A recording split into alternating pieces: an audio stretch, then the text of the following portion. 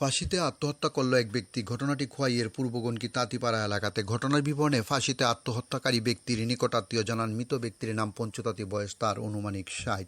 আজ ভোররাতে বাড়ির পাশে একটি গাছে ঝুলন্ত অবস্থায় পাওয়া গেছে তার মৃতদেহ।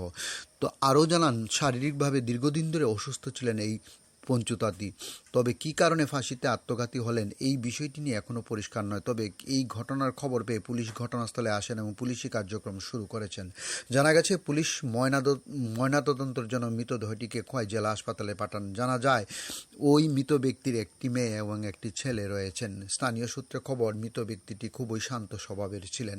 এই ঘটনায় এলাকায় শোকের ছায়া নেমে এসেছে। ডিউরি রিপোর্ট, খোয়াই টাইমস বাংলা। কোনো কাজে দরকার নাই। হ্যাঁ, কালকে রাত্রে বাইর থেকে বাইরেছে, বাইর থেকে বাইরে না করে আয়া ঘুমাইছে না, বাইর থেকে দরজা খুলতে কেউ কইতে পারছে।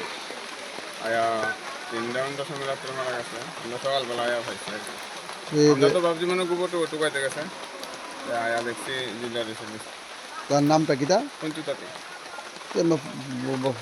পরিবারে কোনো দরবার না টরবার না, আছে? পরিবার কোনো শান্তি নেই।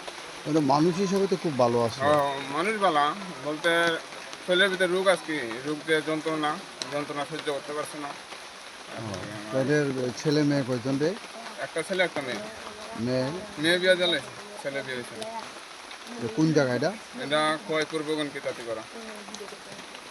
তো সকালবেলা মানে ঝুলন্ত অবস্থা পাওয়া গেছে। জ্বলন্ত অবস্থায় আনতে পাইছে। পুলিশ আইছে? হ্যাঁ, পুলিশ আছে। দরখাস্ত লেখতে